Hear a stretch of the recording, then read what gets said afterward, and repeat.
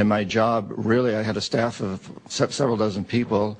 My job was to get them and for me to convince these countries to accept these very large loans, to get the banks to make the loans, to set up the deal so that the money went to big U.S. corporations. The country was left holding a huge debt, and then I would go in, or one of my people would go in and say, look, you know, you owe us all this money, you can't pay your debts. The same thing's going to happen to him that happened to Jaime Roldos in Ecuador, and Omar Torrijos in Panama, and Allende in Chile, and we tried to do it to Chavez in Venezuela, and are still trying, that we will send in the people to try to overthrow him, as in fact we recently did with the president of Ecuador, or if we don't overthrow him, we will assassinate him. And these people all know the history. They know that this has happened many, many, many times in the past. The other thing we do, Amy, and what's going on right now in Latin America, is that as soon as one of these anti-American presidents is elected, such as Evo Morales, who you mentioned in Bolivia, one of us goes in and says, hey, congratulations, Mr. President. Now that you're president, I just want to tell you that I can make you very, very rich, you and your family. We have several $100 million in this pocket if you play the game our way. If you decide not to, over in this pocket I've got a gun with a bullet with your name on it in case you decide to keep your campaign promises and throw us out. What he said is oil from Ecuador has to serve the interests of the Ecuadorian people. Therefore, the oil companies are going to have to pay a lot greater share to the Ecuadorian people, or we're going to nationalize them. And he'd run on a very, very strong anti-American campaign. And we, knew that if he didn't change his ways, something would happen to him. We economic hitmen during the last 30, 40 years have really created the world's first truly global empire. And we've done this primarily through economics, and the military only coming in as a last resort.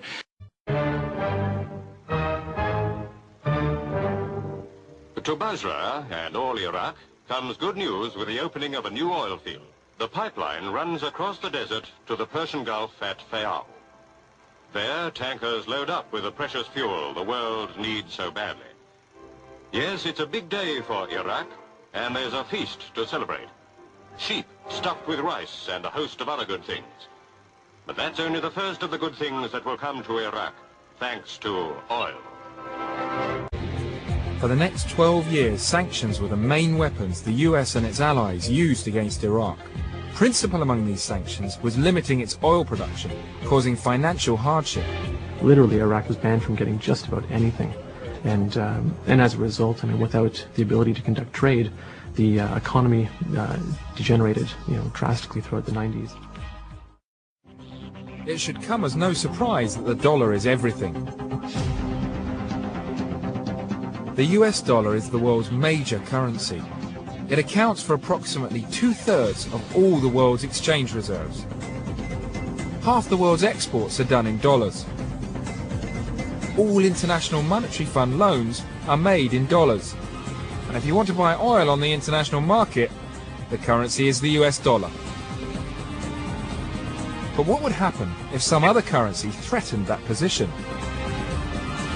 With 12 countries already using it, and a further 15 waiting in the wings to convert to it, the euro is the fastest growing currency in the world.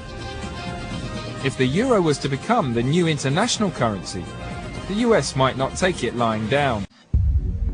With the mighty dollar's position as the world #1 suddenly under threat, did a ripple of fear go through the Bush administration? From 2001 to the very beginning of the war, Iraq exported about 3.3 billion barrels of oil. We bought 2.5 of those billion. We bought 2/3 of the oil, but we had to pay in euros. We couldn't have the Federal Reserve. The Federal Reserve cannot print euros. So we have to sell GMs to Europe to get the euros, or whatever we sell to Europe, goods and services, in order to get the euros to buy the oil from Iraq. So the petrodollar recycling system began to break down. Teetering on the knife edge of financial meltdown, the US has always needed to keep a firm hand on the trading of its oil dollars. But in November 2000, the most serious attack on the sacred dollar was about to take place. If left unchecked, it could have been an economic Pearl Harbor.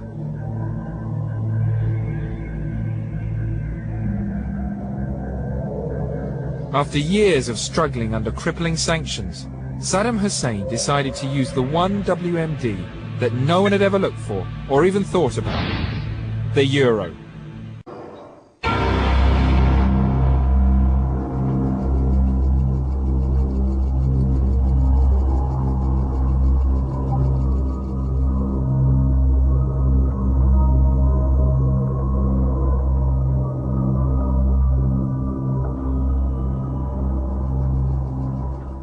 Immediately, George W. Bush declared war on terrorism. Make no mistake, the United States will hunt down and punish those responsible for these cowardly acts. In October 2001, the US invaded Afghanistan in a bid to smash the Taliban and Al-Qaeda mastermind Osama bin Laden, who Bush held responsible for the 9/11 attacks.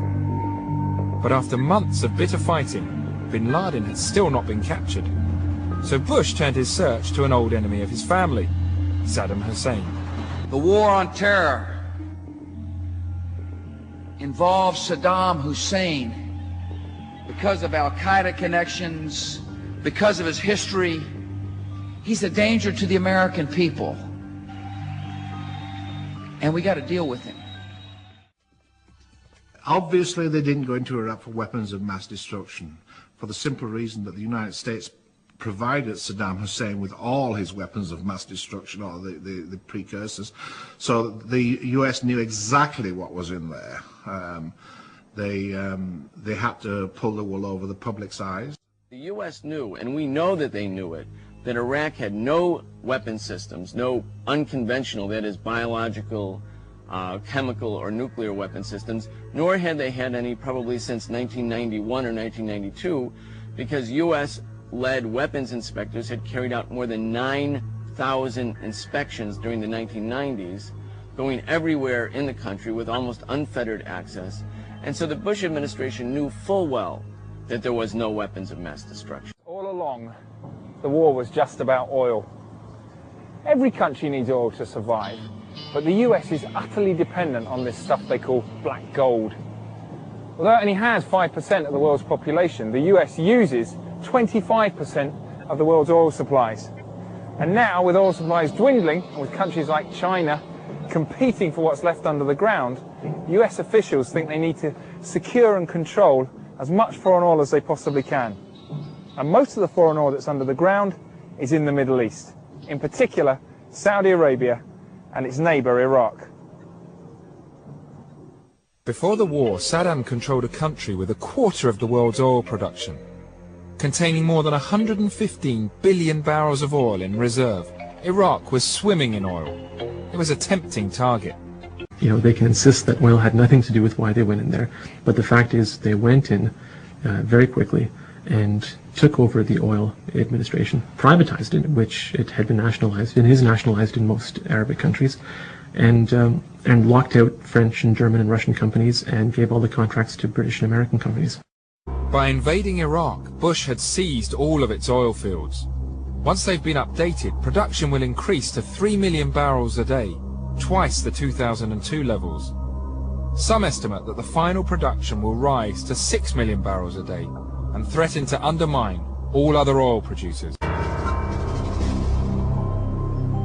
With the Iraqi oil industry firmly under US control, there was just one final task left to do. The other big secret is the first thing the Bush administration did when they took over Iraq in May of 2003 was immediately reconvert Iraq's oil transactions from the euro back to the dollar, even though from an economic perspective it was in Iraq's favor because the euro was worth about 17% more than the dollar. So he basically wiped out 17% of their entire profits by going back to the dollar.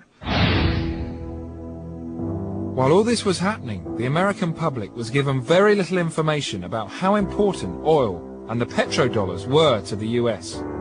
So was there also a media conspiracy